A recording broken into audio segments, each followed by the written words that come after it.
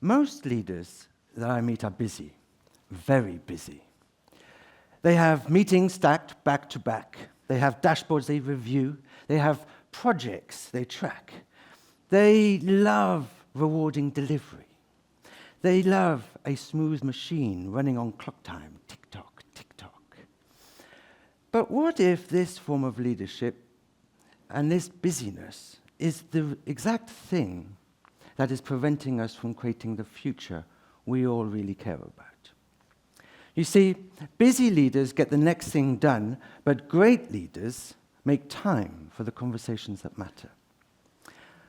I learned this in my work with executive teams, but also at home. One evening, I was cooking dinner. My son was in his bedroom. He was working hard on his homework. He had coursework. He had exams to prepare. He was looking at universities to see what to do. He was in one of those mini existential moments where his future was being created before him. I also hadn't finished my day's work. In fact, my to-do list was longer at the end of the day than at the start of the day. We were both busy, very busy. In that moment, I suddenly heard a call from the bedroom. "Paps, when's dinner?" And I thought, oof.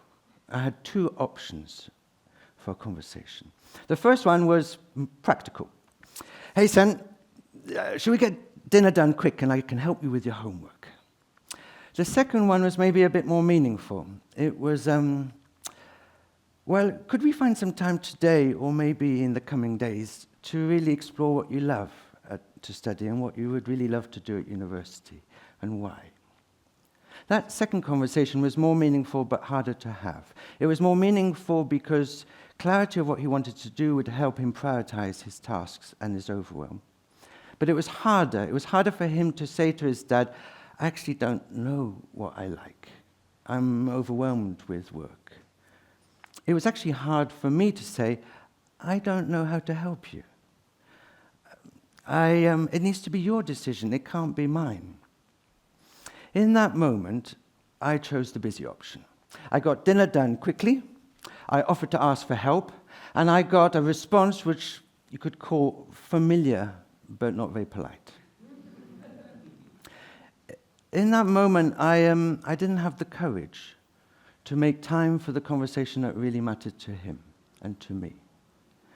And it made me reflect. A week later, I went back, we sat down, he complained a bit, but we found an online course, an introduction to philosophy, politics, and economics, and suddenly he started to find something he really liked. His energy grew, his curiosity grew, his passion grew, and with, I would say, a clarity of purpose, he got prioritization of what he wanted to spend his time on. And I started to see this pattern not just in myself, but everywhere. A busy friend responds to my message really quickly. A great friend gives me that look and says, "Yeah, how are you, Stefan? Really?" A busy doctor gave my dad's treatment for his symptoms. A great doctor asked us what was important as we navigated the final months. A busy leader pushes for more delivery. A great leader asks us, what do we want to create in this future, and what conversation are we avoiding to have? You see, busy leaders get the next thing done. Great leaders make time for the conversations that matter. Over 14 years, I've been working with executive teams, helping them lead complex organizational transformations.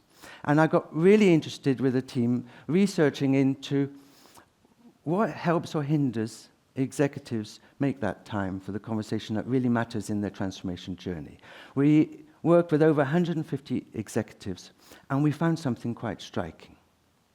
On average, leadership teams of large organizations wanted to shift 30% of their time from managing performance to enabling transformation. That's 30%. That's doubling the time on transformation. That's a huge shift. One organization was a global financial services company that was navigating a complex digital transformation. The CEO was a respected guy. He'd grown up in operations. He was great at problem solving. He's probably studied because he was great at producing and enabling high-performing teams. I would call him more of a relational banker than a technology leader, but he cared. He cared about the future of his organization. in one moment, we were walking together and reflecting on his leadership. And I asked him how much time did he spend with his leadership team having conversations about transformation. It was a difficult silence. And after a while, he said something like this: I know that I need to support my team navigate a new pathway with new partners. But I actually like conversations where I can add value. And I like conversations where we can follow a linear plan. And I like conversations where we can problem solve. And standing up in front of my team and challenging them, or standing in front of my whole organization without having clear answers, is really hard. We realized in that moment that transformation was not just a new strategy or a new execution plan, it was a new type of conversation. So we explored across our research what the successful leadership teams did that enabled them to have the conversations that really matter. And they asked 3 simple questions, again and again. The first one was, what conversation matters here right now? The CEO I was talking about, the respected one, he used the language performance and transformation. Performance conversations for him and his team was around meeting the customer's short-term needs, selling existing products to existing customers, operational cost-cutting, tracking and pushing delivery. It was really important to keep the business alive. It enabled the cash to invest in the transformation. But what was different was that there were also conversations that needed to be put separately. There were conversations around transformation. For example, how were they going to really listen and partner with their customers to explore future needs that weren't being met today? How did they need to agree as a leadership team which projects to stop investing in and accept sunk costs to reallocate that resource to new projects? There was the difficult thing to explore around how did that team need to collaborate externally differently to unlock value at pace.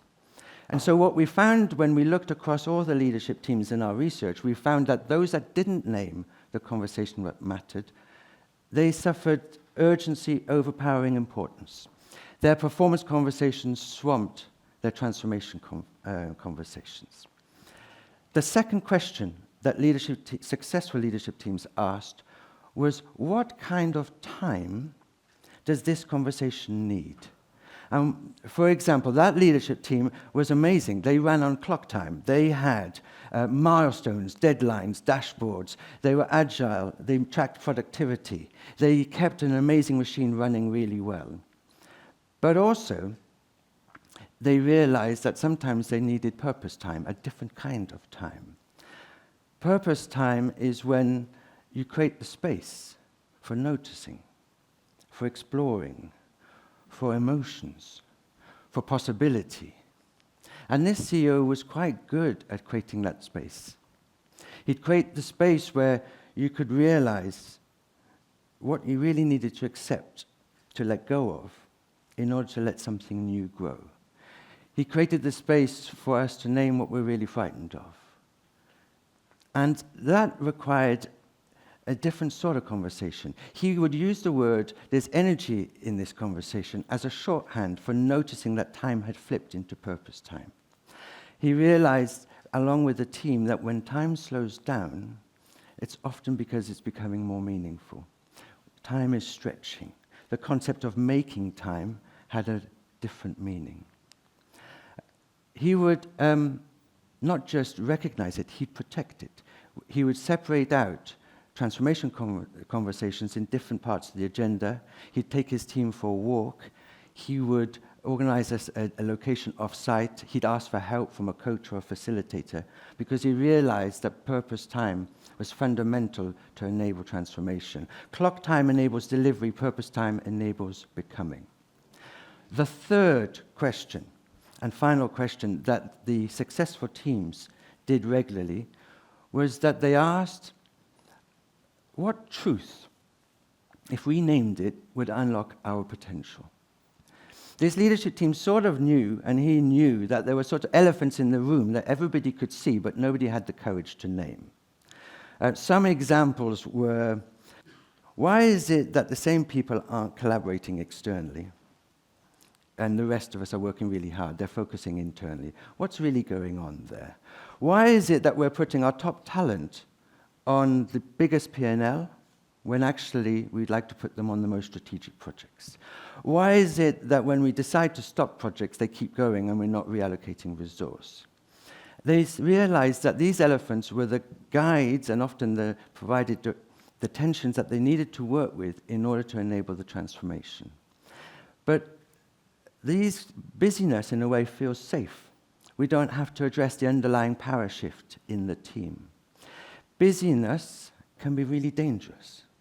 Busyness, in a way, is the most respectable form of avoidance.